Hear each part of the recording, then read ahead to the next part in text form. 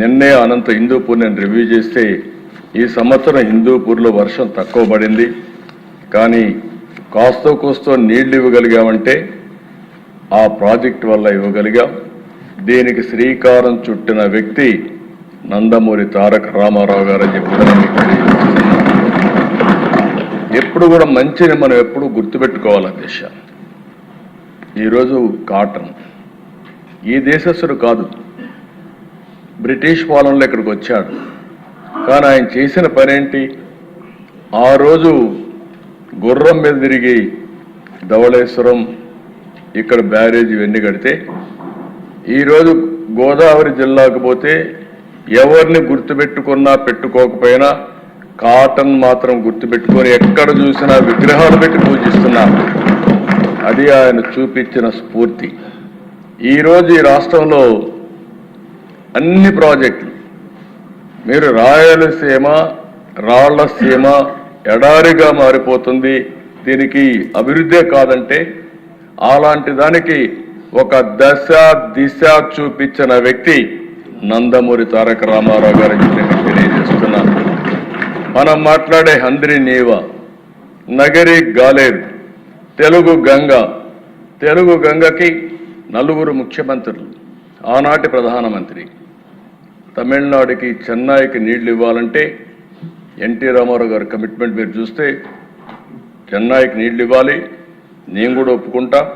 కానీ నా రాయలసీమకు నీళ్ళు ఇచ్చిన తర్వాతనే, ఓపెన్ కెనాల్లో నీళ్ళు ఇచ్చిన తర్వాతనే చెన్నైకి తీసుకుపోదామని చెప్పి రాయలసీమకు రిజర్వాయర్లు కట్టడం కానీ అంత మునుపంతా కూడా పైపులో తీసుకుపోవాలంటే కాదని చెప్పి ఆ రోజు రాయలసీమ కోసం ఇచ్చిన వ్యక్తి.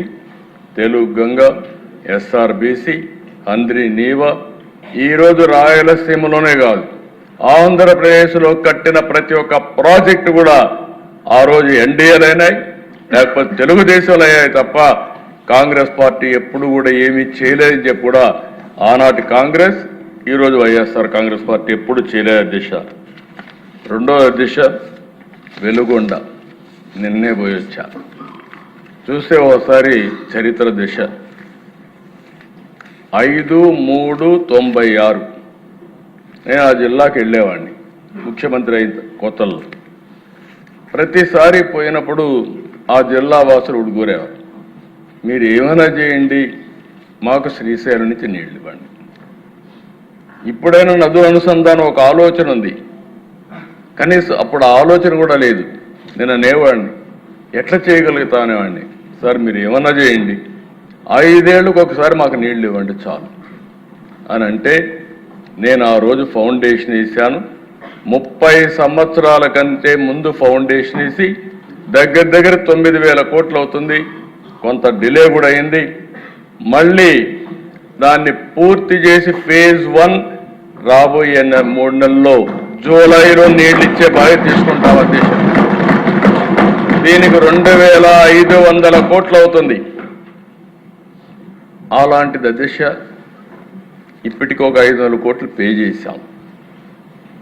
ఏదైతే 4 సార్లు చెప్పాడు, ఇప్పుడు కూడా క్రెడిట్ చోరీ నిన్న కూడా చూశాను. నేను నాకు నరవాళ్ళ ఏడవాళ్ళ నాకే అర్థం కావడం లేదు. ఎలాంటి వ్యక్తో, విచిత్రమైన వ్యక్తి. అక్కడ ఏం చేశారంటే అధ్యక్ష చెప్పుకోవచ్చు చేసిన పని తప్పు లేదు, ఒకవేళ చేయకపోతే కరెక్ట్ చేసుకోవాలి. అక్కడ మీరు చూస్తే అధ్యక్ష మొత్తం కూడా ప్రాజెక్టులు ఇప్పుడే డీటెయిల్స్ అన్నీ రామారెడ్డి గారు చెప్పారు, నేను ముందుకెళ్ళను. అంత పనులు పెట్టుకొని మొత్తం కలిసి 2,500 కోట్లు అయ్యే ప్రాజెక్ట్ని తొందరగా పోయి జాతికి అంకితం చేస్తున్నానని రిబ్బన్ కట్ చేసి వచ్చాడంటే నీళ్లు రాకుండా